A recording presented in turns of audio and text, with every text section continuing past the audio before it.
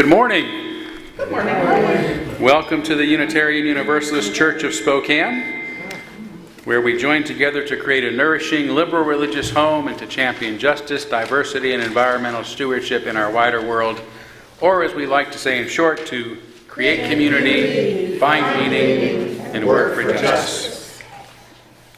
I want to begin as usual by welcoming all of you here, all that you bring with you, your uniqueness, your unique beliefs, your background, your lifestyle, your experiences, your differences, everything that helps make you who you are. And this includes, of course, those of you who are in the room with us, whether you're here for the first time or a regular on Sunday mornings, as well as the many of you who are streaming with us, and of course those who are Zooming with us as well. It's great to have such a girth to our communities these days. So welcome to one and all.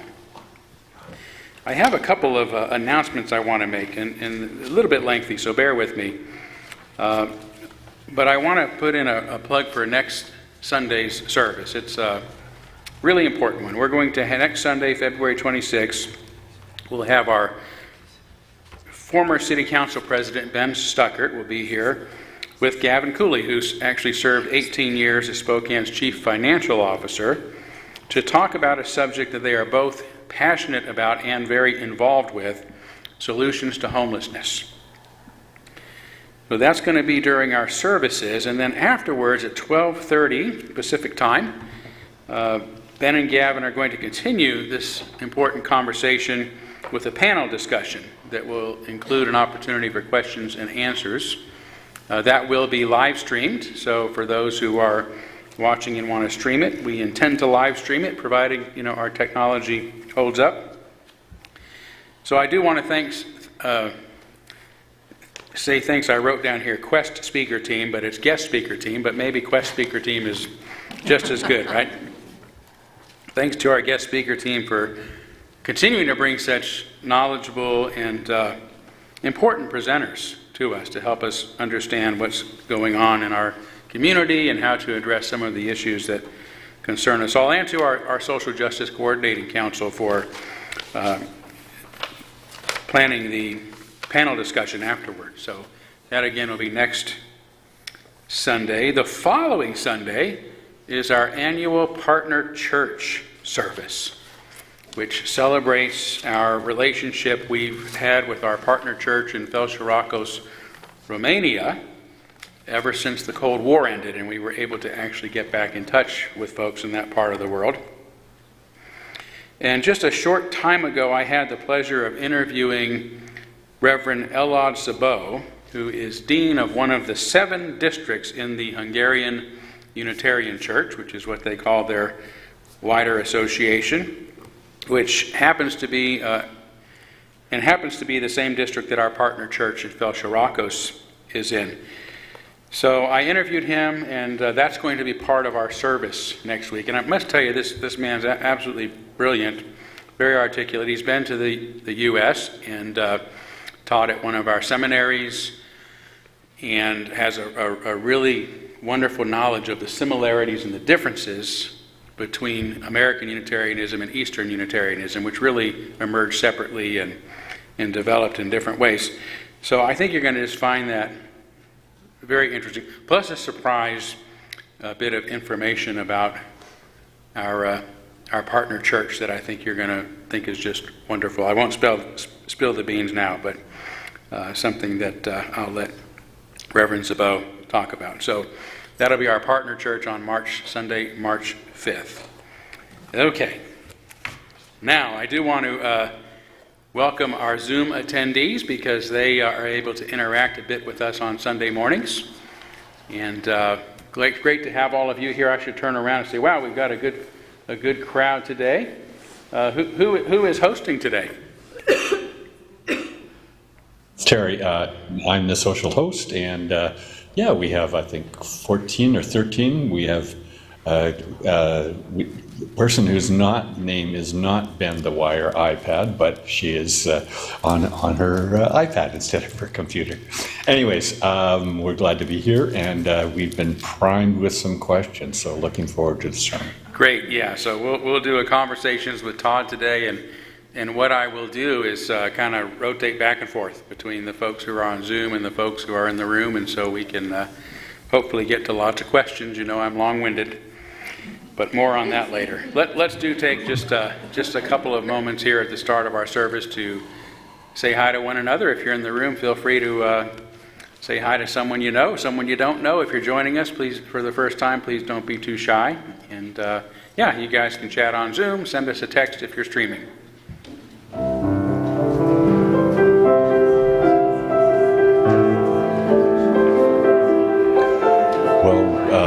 Welcome everybody, and is there...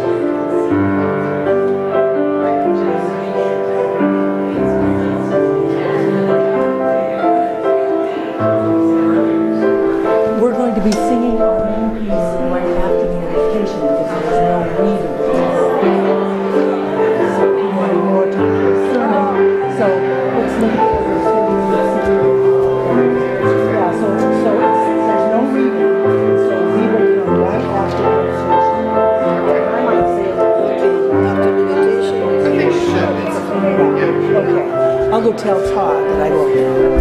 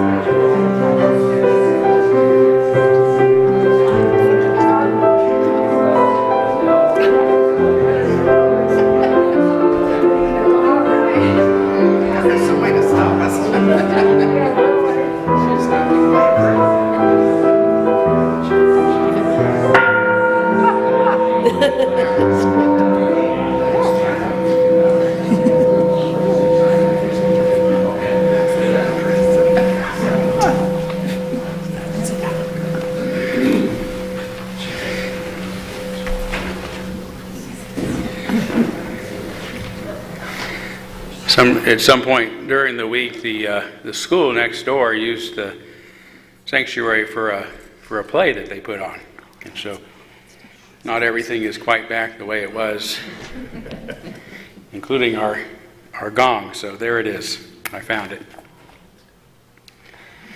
So I hope you got to enjoy your longer than usual visit. Let me catch my breath. And nevertheless, we will still have social hour following our service, so you can visit even more then. But we are going to move forward now by lighting our chalice, the symbol of our faith, the symbol of our unity and our solidarity, of our openness and our inclusion of our community, and our individual uniqueness. May this small flame be our offering of warmth to those who are cold and alone, and a light to those in darkness. May it be a flame that ignites justice in our world and a beacon of hope to those in need. And may it reflect at least a spark of truth wherever truth has been lost, and cast a healthy shadow of doubt wherever it's been found.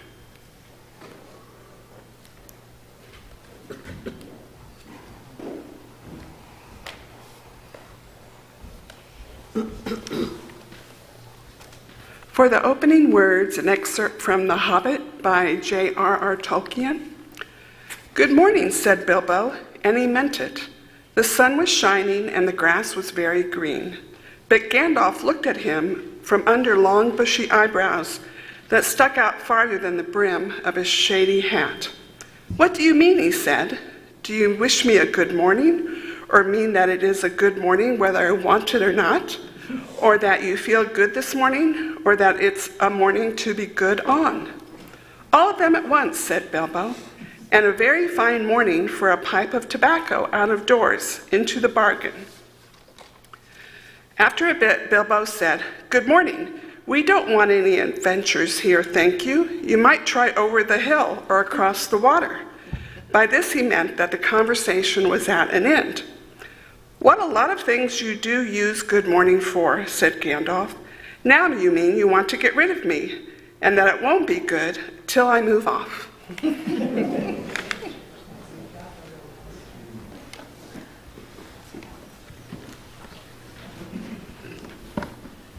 Please rise as you're willing and able for the first in-service song of the morning, "Do You Hear?"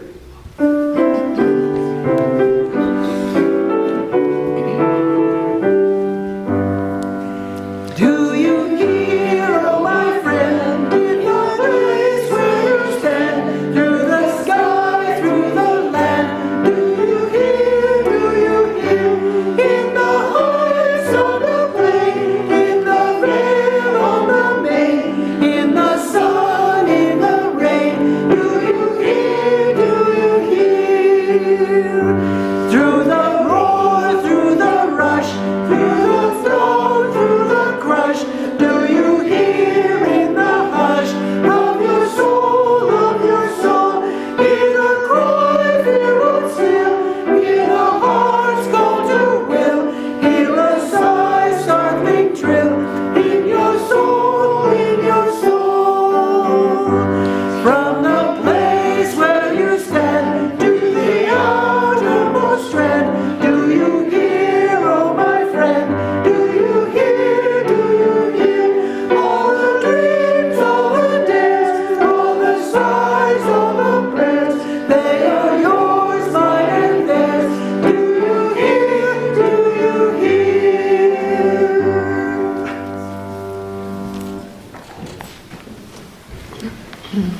We'll now kindle our candles of care for those most on our hearts and minds this morning.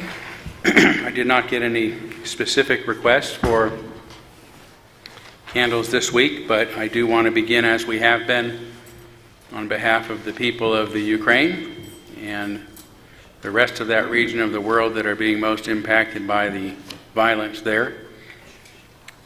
One of the things you'll hear from Reverend Zabot next week is the impact that the war is having on their part of the world, in Romania, Hungary, Turkey, who are obviously being impacted by refugees, and as well as just the closeness of all of that violence and destruction. And also a candle for the people of Turkey and Syria, who are still and will be for a long time suffering from the impacts of one of the most devastating earthquakes I can ever remember. So let's take a moment of silence on behalf of others you might be thinking of, and as always, you're welcome to name them aloud if you'd like.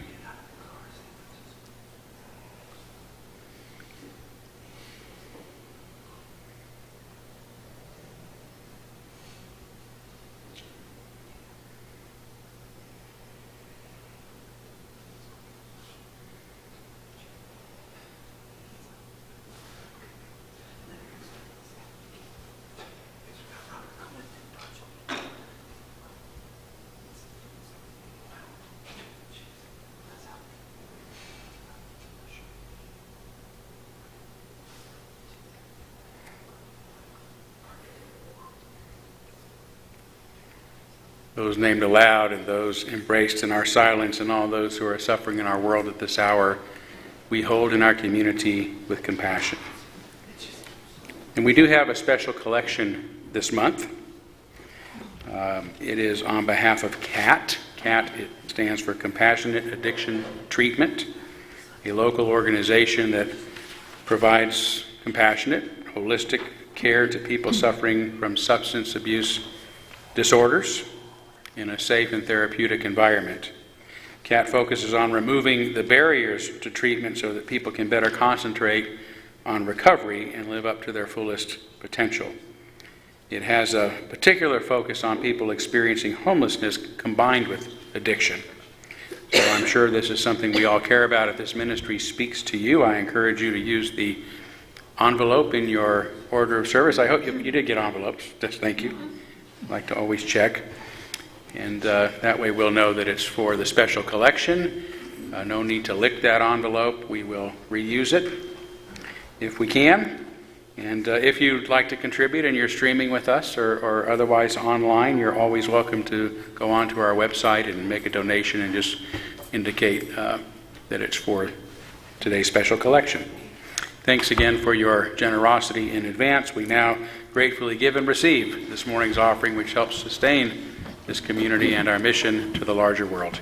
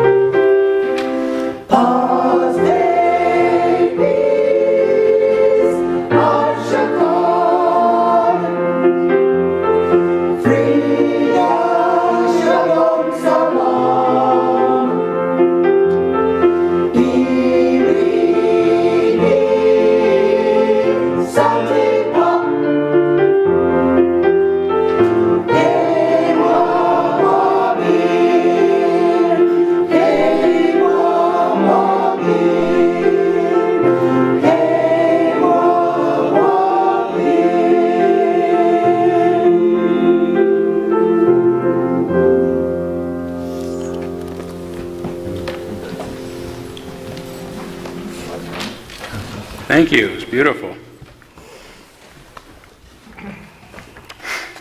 All right, it is now time for our story for all ages. And even though we don't usually have children attending our first service, we have lots of people who are young at heart who enjoy these stories, so we'll force them upon you anyway. And as usual, I brought a friend because I'm such a lousy storyteller that I always need help. And this is one of everybody's special friends, of course. It is Winnie the Pooh. Hello, Winnie the Pooh. Hello. Yes, so what brings you here all the way from the 100-acre wood today?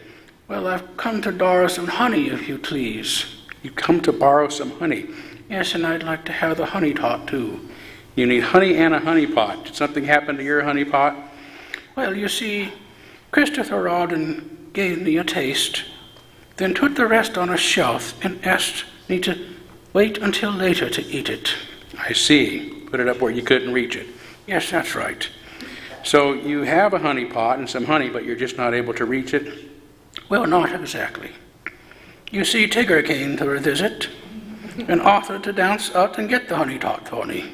I see. Tigger, you mean the tiger who has a spring in his tail and is always bouncing around wildly wherever he goes. I see you've met Tigger. Well, I know about Tigger for sure. There's lots of Tiggers in the world. Did you tell Tigger that Christopher Robin wanted you to leave the honey pot on the shelf for a good reason? Well, I would have, except you see, I suddenly got this, don't tell me, you got a rumbly in your tumbly and forgot all about saving the honey for later. Yes, and Tigger bounced so high he hit his head on the ceiling, hit the shelf, and he and the honey tot came tumbling down. I'm sure that made quite a mess. Yes, and now Tigger isn't able to dance very high because his tail keeps sticking to the floor. Well, I can only imagine. Well, don't worry, nothing's going to slow Tigger down for long, I'm sure. He's going to be his bouncy self before you know it. Yes, but I'm afraid my honey tot will never be the same. Well, it reminds me of a story. Pooh, would you like to hear it? If I must. So once upon a time, there was the mayor of a big city, and he was very busy, and so busy that he'd forgotten to eat that day, and decided to stop at a restaurant for a cup of soup, of delicious soup, while he was on his way to a very important meeting. Please excuse me, he said, rushing past everyone else to the front of the line, but I'm on my way to a very important meeting. And since everyone knew he was the mayor, they politely let him pass. And once he got up to the counter, he said, please give me a cup of your best soup to go. I'll eat it in my limousine. And the woman working the counter was the owner and the cook and was famous for having the best soup in town. It must have been made with honey. Probably. I don't know, though, because she never told anyone her secret recipe. Wait here, she told the mayor. And the mayor waited while she went into the kitchen and waited and waited and waited some more, becoming increasingly agitated until he finally shouted, "Where's my soup? I told you I'm in a hurry." The owner poked her head out of the kitchen door and said, "Just a few moments more." And then she disappeared again. So the mayor waited a bit longer, and a bit longer, and a bit longer, growing hungrier and hungrier. "Please," he said in a softer voice, "I'm a very important person and I have an important meeting to go, but I'm also very hungry." I think he's going to get there late. Maybe so. So the owner poked her head out of the kitchen door again and said, "It's almost ready, just a moment longer," and then disappeared again.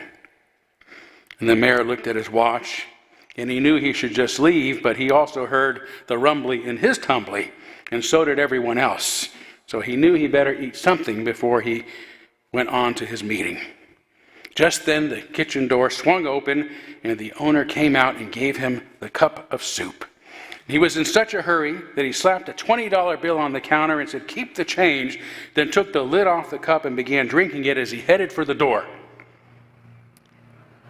But at the very first sip, he stopped, forgetting about his meeting, and he turned to the owner and said, "This is the most amazing soup I've ever tasted.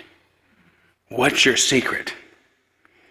She said, "I never give away my secret recipe, but I will tell you the most important ingredient if you'll sit down at the table long enough to enjoy it." The mayor looked at his watch, and he looked at the soup, and he took another sip. Then he called his office and said, "Please cancel my meeting. Something very important has come up." Then he sat down, and he took another sip of soup and asked, "What's the most important ingredient?" "It's patience," said the owner. "May I have another cup?" he asked. "But aren't you in a hurry?" she said. "No," the mayor said, "I have all the time in the world." Yeah. Do you understand that, Pooh? Yes, but I'm not sure what it is I understand. Well, it means that some of the best things in life are worth waiting for. And do you know what one of the best things in life is? Honey. That's right.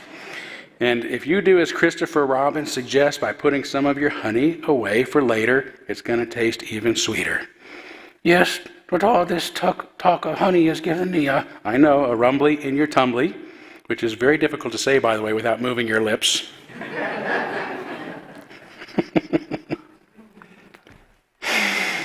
Tell you what, Pooh, if you'll be patient just a little bit longer, I'll get you some honey after the service, and we'll find some glue to fix your honey pot good as new. Just don't let Tigger anywhere near it, okay? No, Tiggers. Tiggers and honey don't go together. Keep that in mind. Thank you, Pooh.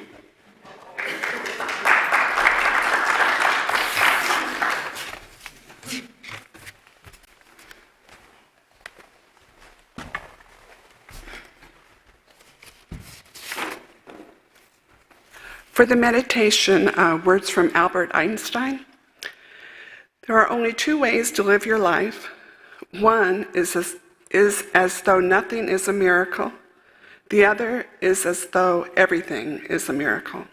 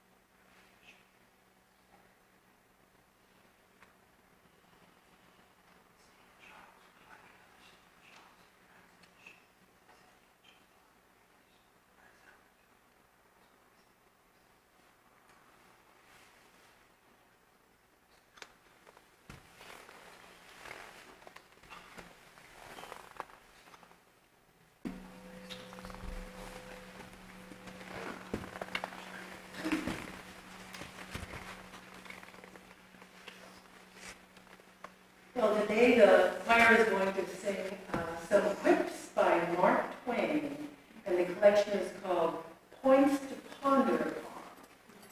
And we have been working very hard on enunciation, so hopefully you will be able to understand. But if you miss one, just come up and talk to me after the service. The other thing is, you notice that we sang a piece called Peace in 12 Languages. If you didn't know all the languages, you can also come up and ask. There you go.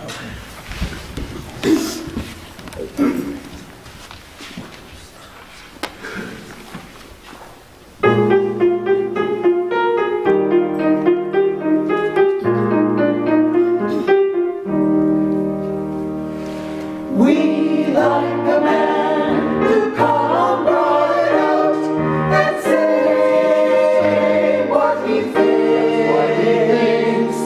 Say what he thinks.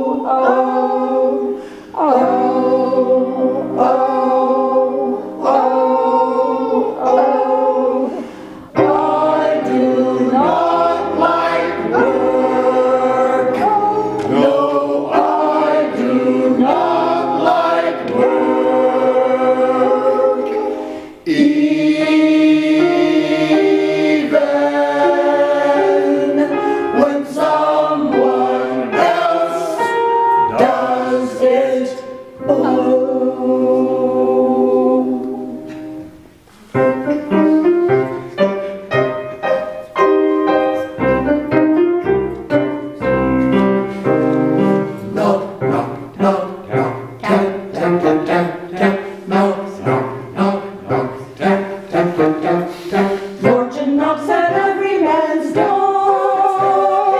Once in a life, fortune knocks at every man's door.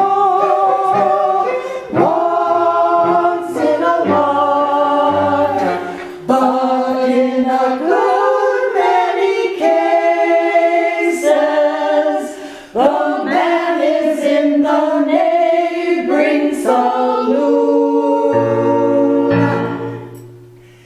and does not hear her.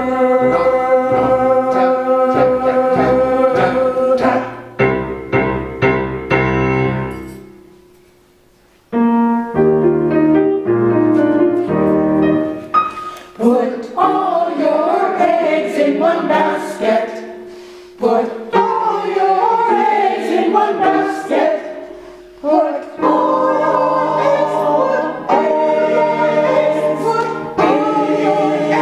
in just one basket.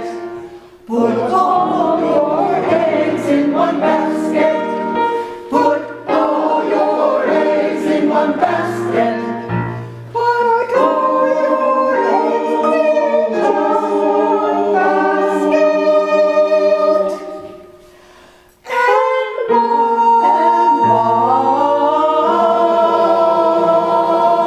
watch that basket.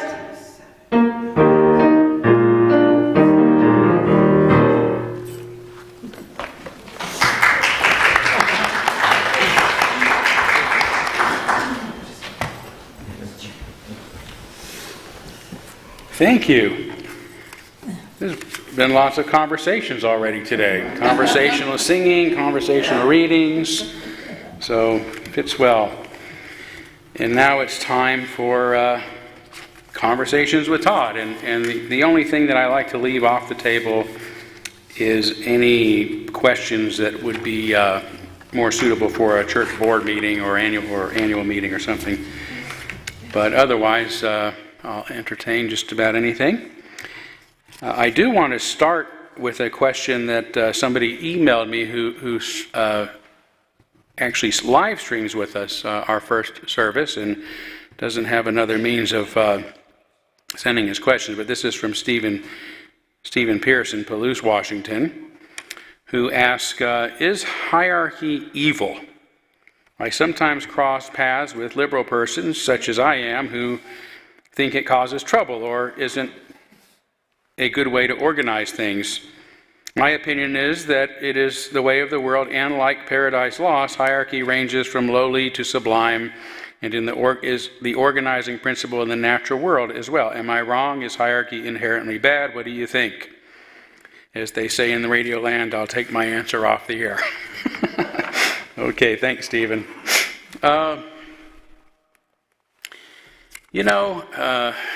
First of all, I think you're right. There are things that are inherently hierarchical, and a lot of creatures, organize hierarchically. Other apes, for sure. Wolves, birds, have pecking orders.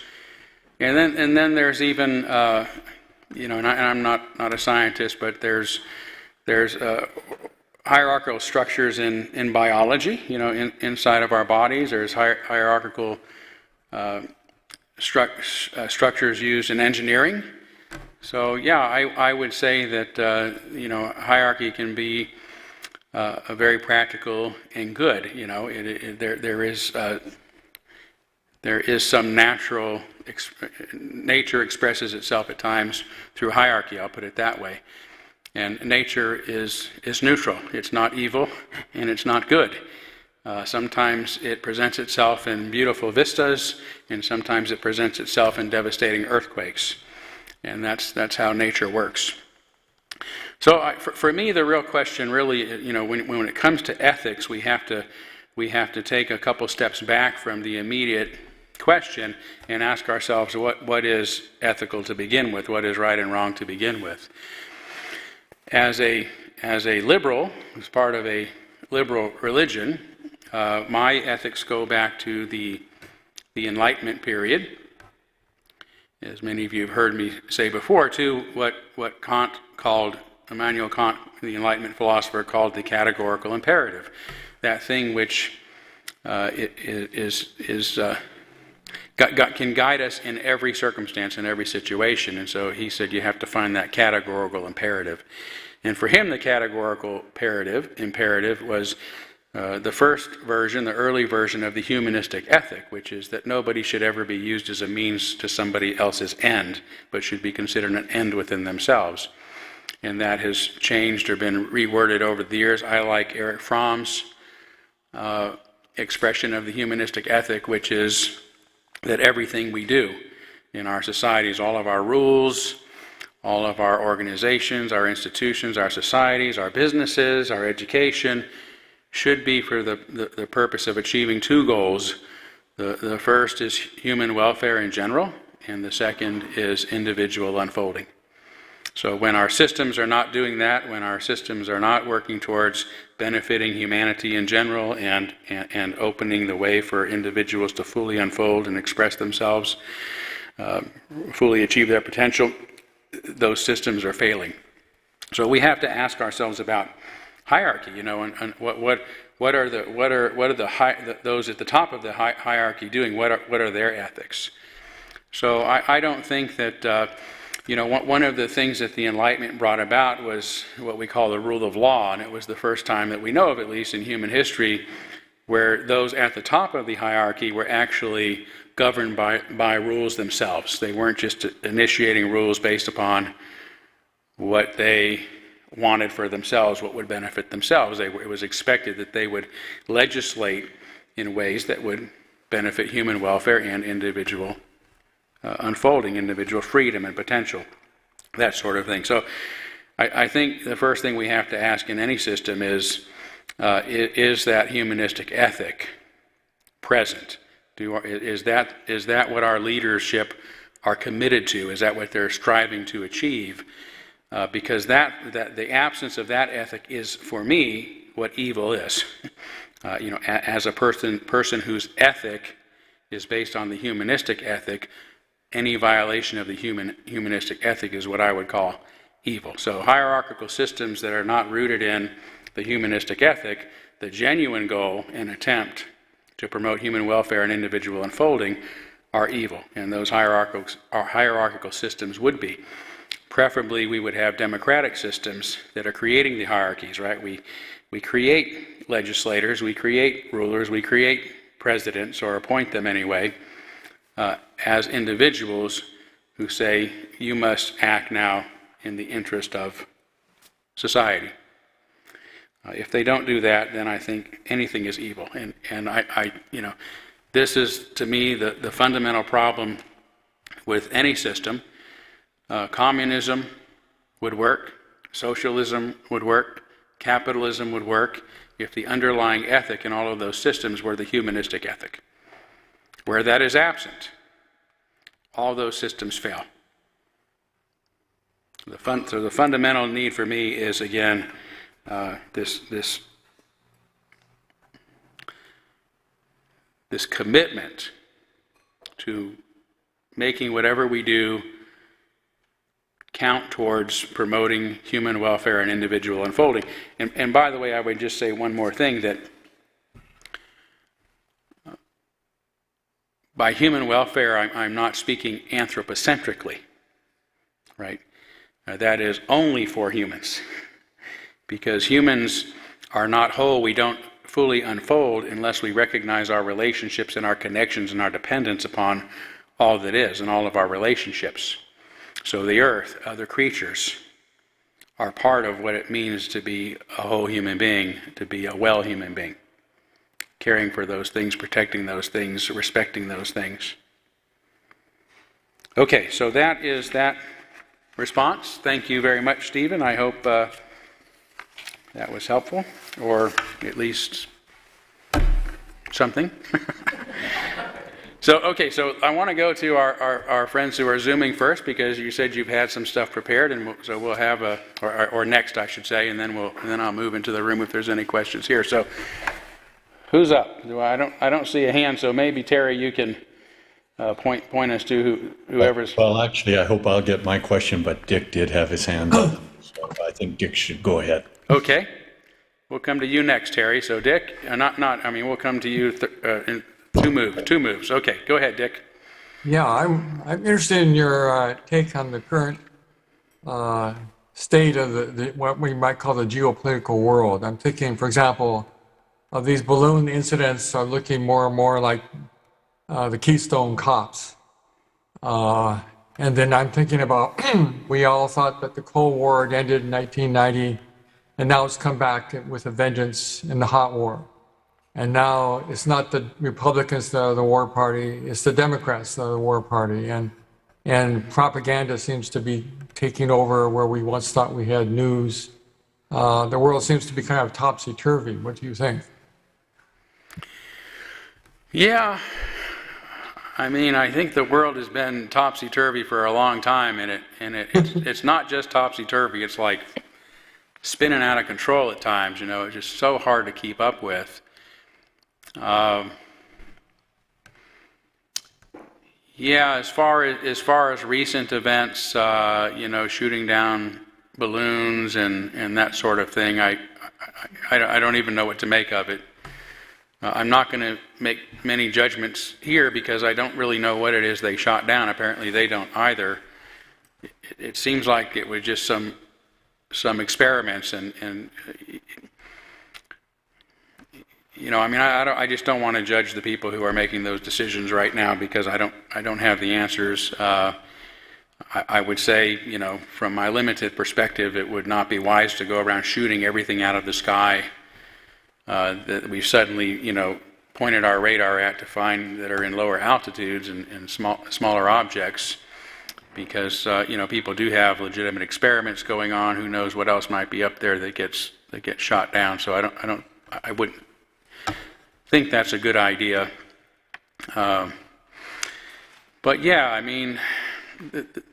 the difference between now and the Cold War, I think, is that prior to the Cold War, the divisions between Americans weren't as pronounced, right? It's like the Cold War gave us all this enemy to fear and to project our anger and anxiety onto, just as I think it did for the Russians and others around the world.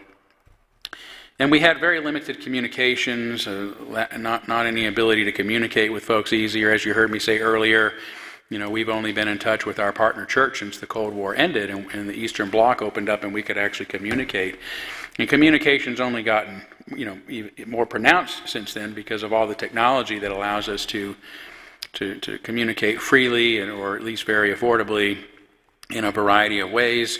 We have video everywhere, so we can see what's going on in other parts of the world. When we see what's happening in Ukraine, it becomes a global story. When children get stuck, in a cave in the southeast, that's something that the whole world, they become the children of the whole world. We want to see them rescued. So it's kind of a different world right now. And I think that it is actually the noise of the communications that is leading to most of this. In other words, it's like when you're in a very noisy room, you walk in and there's all this chatter and you can't make sense of any of it, right? Even though there's lots of people talking, none of it makes any sense. And so the only way to function in that environment is to go stand in front of one small group of people that you can focus on one conversation and everything else gets shut out. And I think that's what's happening around the world right now. Is there's so much information. There's information overload. We don't know what's true. We don't know what's false. We can pick and choose what feels safe, and just cling to it without any responsibility to facts and to evidence and to thinking things through, to reason.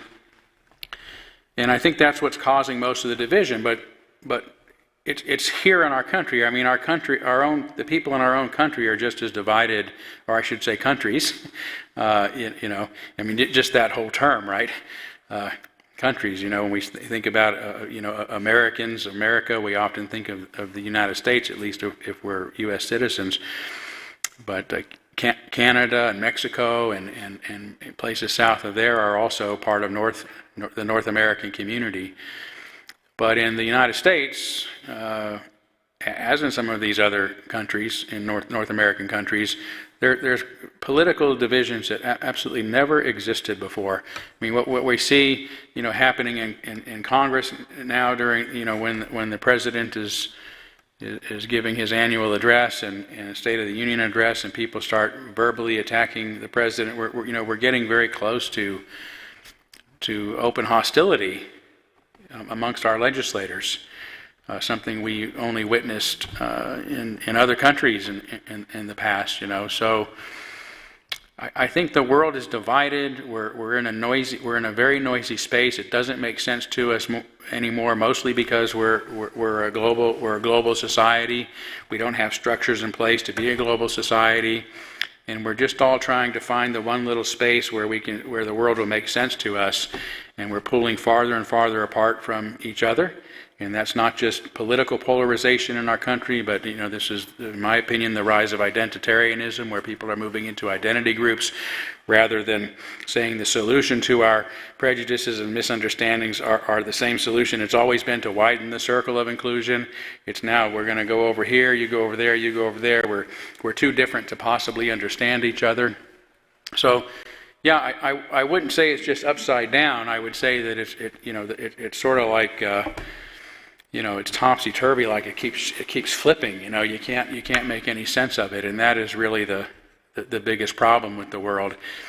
And I would go back to what I said last week in my sermon, that the only way to heal this society is through the promotion of the liberal principles of the worth and dignity of every person, which must be expressed by creating systems of greater freedom, reason, and tolerance, and that will fix it. That's the only thing that can. We can't, we can't bomb the country next door if we believe in tolerance and we believe in human dignity. If those are our fundamental driving factors, and we can't,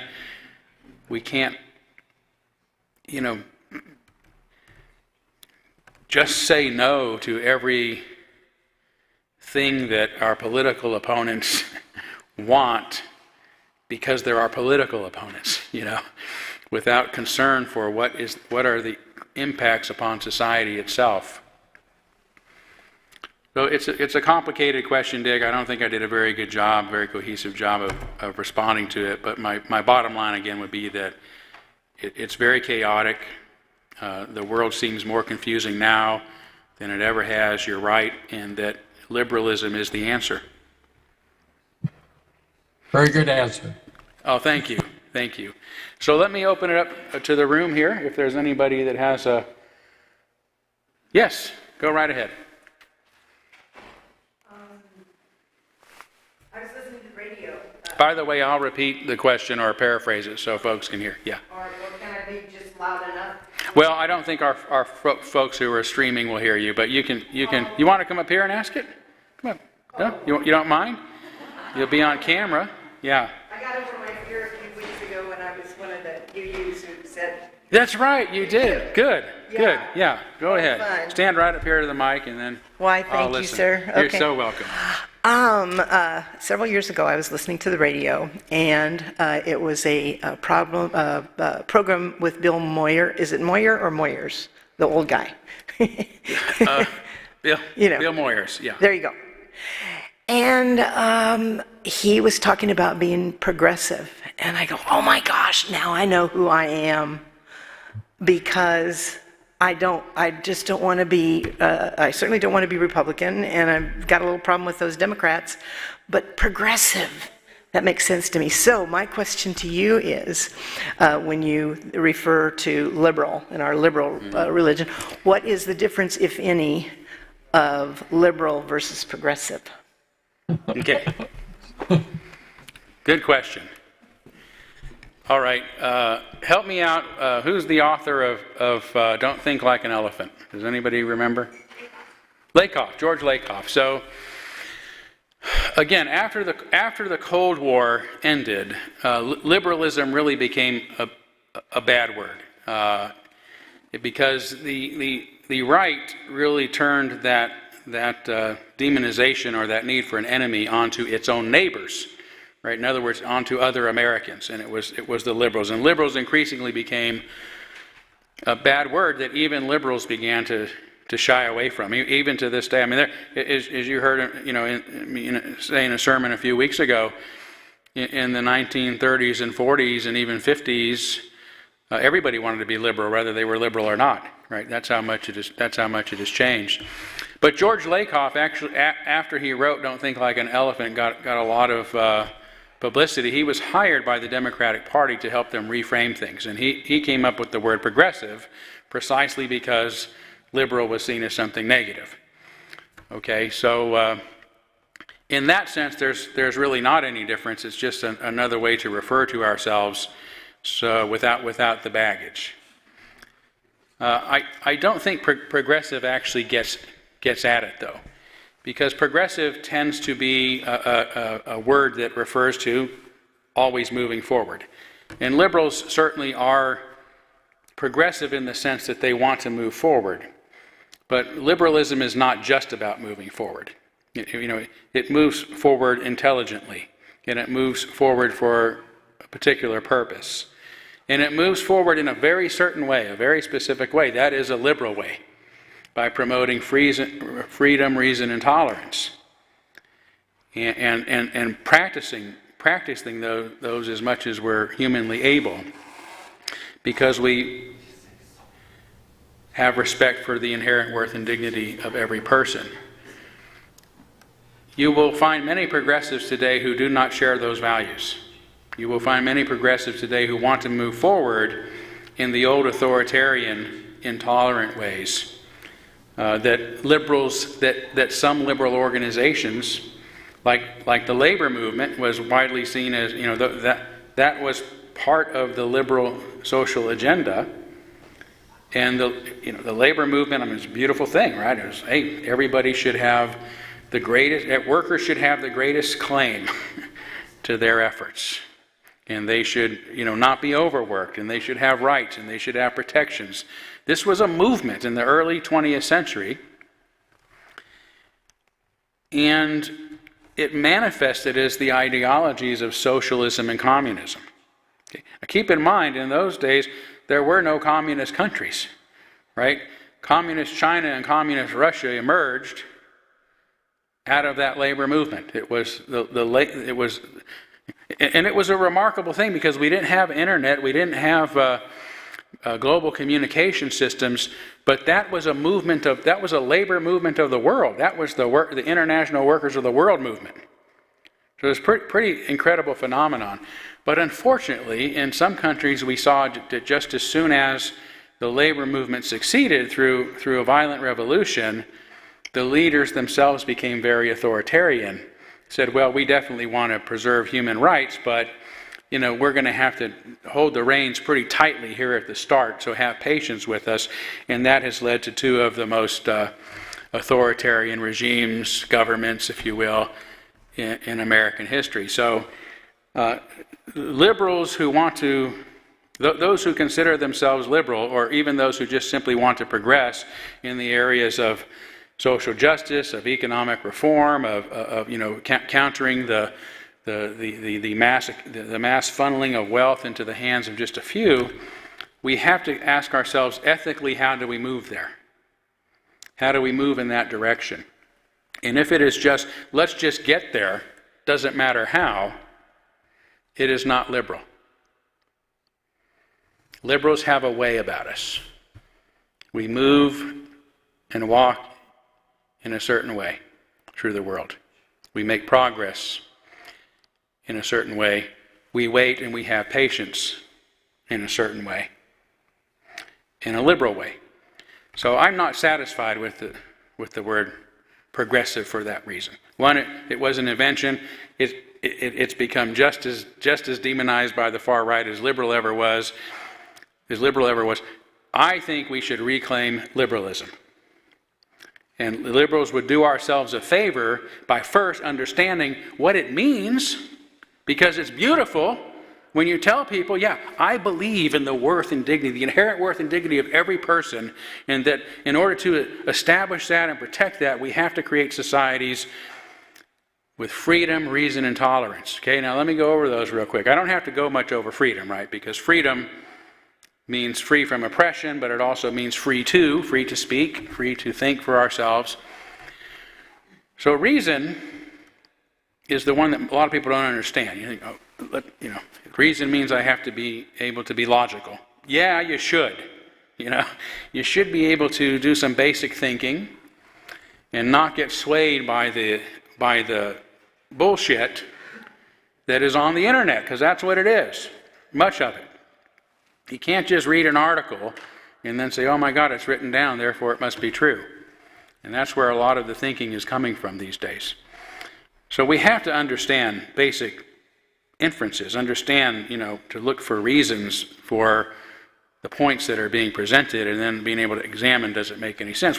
Is there empirical evidence? Is it coming from a valid source? All those sort of things. That's part of what reason is. But no, the reason was so important to the liberals. And by the way, to the Greeks 2,600 years ago who started it all, the Greek philosophers, who, as you've heard me say before, were the first to try to explain the world in natural rather than supernatural terms, was that they believed that they could. Okay, that's the difference. That's why we have to promote reason in society, because otherwise the authorities have to tell us what to think. If we can't think for ourselves, we need church authorities, we need government authorities, we need party authorities to tell us what we can say and what we must believe and what the truth is, and that the sun revolves around the earth. So reason is really a part of freedom. Reason says, you get to decide.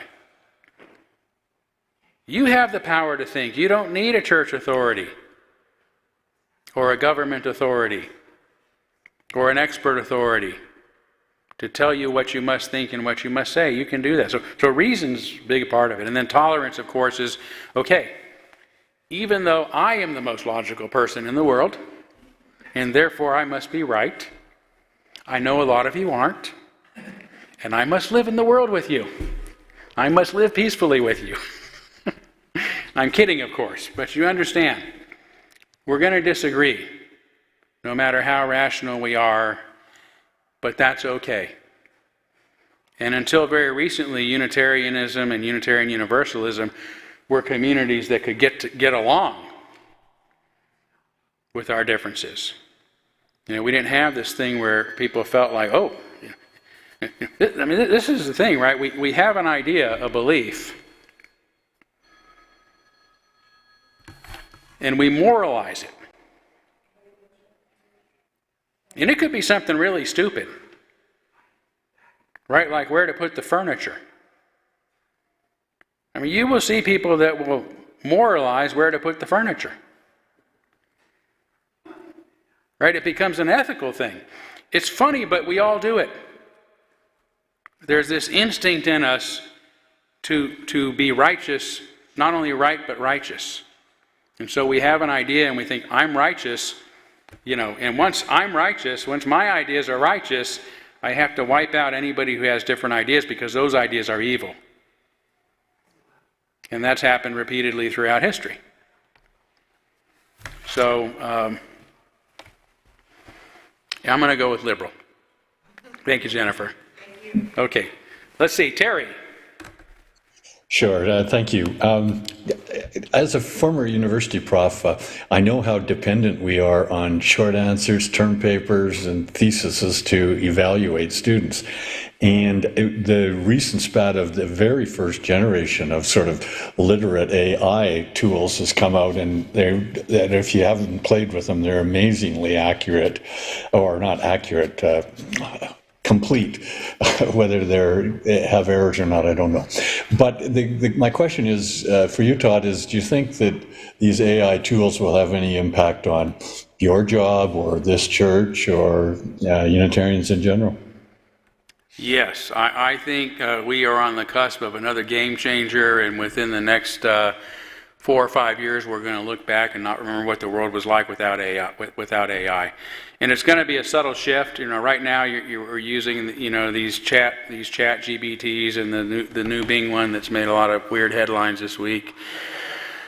But really, they're just going to automatically become part of the devices we already have. So in some ways, we're going to move seamlessly into these technologies that allow us to even better access information and better understand it. And of course, it's going to really boost our ability to come up with intelligent information, hopefully. Substantial information that can be substantiated and verified. By the way, it's not there yet. Somebody just did, what would Todd Eklof say, and sent me a copy of it, and it had me, being the author of several books, including the Gadfly papers, and then something about bonobos. I've never written any books on bonobos, so. So it was kind of wrong about that, but it's going to get there. It's going to get there very quickly and become more and more accurate. I think the benefit to us is going to be time saving, right? We hear stories of young people cheating and whatnot, but I can remember growing up and we weren't allowed to use calculators in school because it was considered cheating if we couldn't show our work, right? And I hear people say, well, what about people who work the cash register that at a grocery store, they can't do the math anymore, Well, yeah, they don't need to do the math, right? They don't need to do it. So why should they? Why should they learn to do that kind of quick thinking with math if they don't need to? If they needed to, they would do it because that's what they did before these scanners came up. So it gives us time to do other things. Maybe people can write more books. Or they can write books faster because they can get some basic ideas down and then start to really edit with that. Just as an example. As far as the work of the church, I'm not quite sure how it's going to impact the work of our church, but I think it will save us a lot of time, and with saving time comes saving resources and saving money. So yeah, I think that it's going to be a benefit. There are certainly some dangers to it. I don't think the dangers are that AI is going to suddenly wake up and decide to take over the world and wipe out humanity. But I think the dangers, we've seen things like, with social media, how much that has really driven our society apart. And so I'm not sure what the unforeseen dangers would be. We may lose some of the abilities, some say that we now have by relying upon machines to do a lot of our thinking for us. But as long as we're disciplined about using the freedom that it gives us and the time that it gives us, I think that's great. I'll just say one more thing about this. When I was in college, so I'm almost 59 years old, and in those days, you went to the library, right? I can remember we had to take a humanities course, basic humanities. For some reason, we had to study music as part of that, a little bit of music. And part of the test we were going to take in that section of that class required us to be able to identify the sounds of all the instruments in an orchestra. Okay? Right, ridiculous to begin with, right? Even today. So the way that we were to learn this is they had these two little boxes, these these things with one little tiny speaker on it that you could go check out at the library. Only two of them. And this is the oboe. This is the viola. This is the violin. You could hardly hear what it was. It sounded the same. So I, of course, being the rebel that I am, I just would write down Elvis Presley's Blue Suede Shoes, Mormon Tabernacle Choir, because I just thought the whole exercise was was absurd. But that was the technology in those days. And an expert was somebody who would actually go to a library and find as much as they could that was written about one subject. And then if we wanted to find out something about that subject ourselves, we'd go to that expert who had spent maybe their whole lives in a library continuing to research this one thing. That's how we got information. It was very hard. You'd go to a class to hear an expert talk about it, or you try to find, get in contact with them, read their books, their papers, whatever. But it was very hard to access information. Now all of us can do it, as quickly as pulling out a device from our pockets. And that has, I think it has made me smarter, not dumber. And it's given me a lot of time that I would not have had, and an ability to understand a variety of topics in my life rather than just focus on one thing. So it's made life richer, and I hope that's what artificial intelligence will do for us. And, maybe someday we'll have an AI write a sermon and see what it looks like. Okay, hopefully that was helpful, Terry. I'm going to do one more. I'm realizing we're a little bit out of time here, so Alan, go ahead. Well, in reference to experts,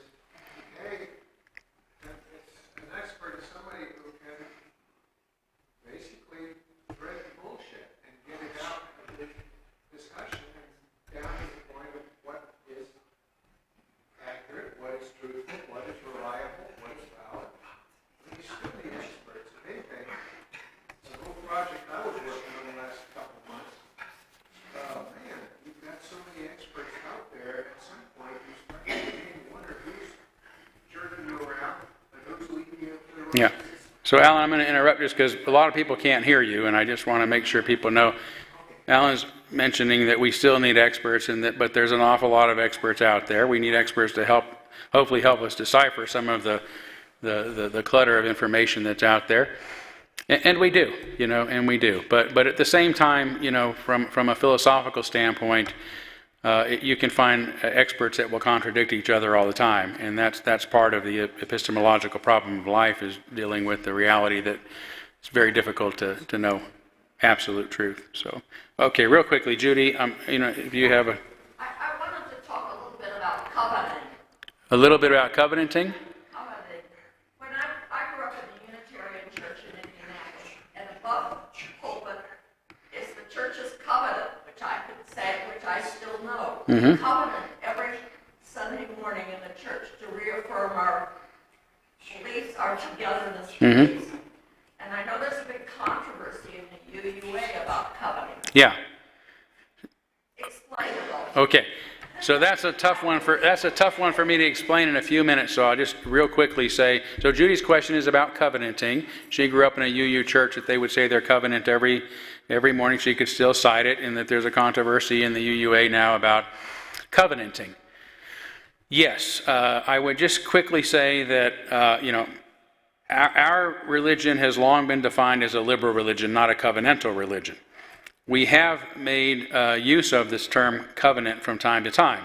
In the UUA bylaws, there's the covenant that says that we as members of this organization, will affirm what we call our 7 principles. There are churches that create covenants of right relationships, of how we expect to work with each other. What is happening now is the Unitarian Universalist Association is trying to redefine our religion as a covenantal religion, not a liberal religion, but a covenantal religion. And their use of the term covenant seems to be dogma, right? They won't say we're a dogmatic religion. They'll say we're a covenantal religion because it sounds so sweet, so euphemistic.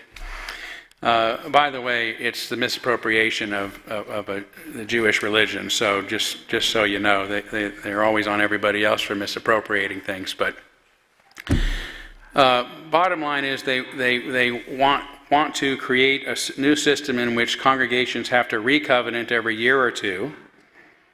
That would require us to prove that we've been abiding by this covenant, whatever it is. We haven't made the covenant yet, but We're supposedly under it already.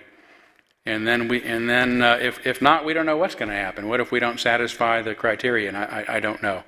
But it's just to me it's just another use of euphemistic language to try to redefine us as an authoritarian dogmatic religion. Not a great note to end on, but I'm already 15 minutes over, so maybe, what's that? Yeah, let's just go to our closing song, Shalom, and then Candace will close with our benediction. Please Oh, wait a minute. It's the other way around. Let Candace do the benediction. I'll walk down here. Good. Where I can greet folks, and then you do the benediction. Okay, thank you, everybody, very much.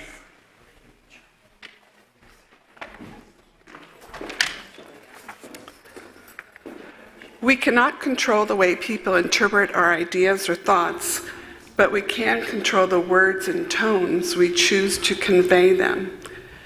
Peace is built on understanding, and wars are built on misunderstandings. Never underestimate the power of a single word, and never recklessly throw around words. And one right word or one kind word can grant you the heavens and open doors. Susie Kasim. Amen, blessed be, salam alaikum, and shalom.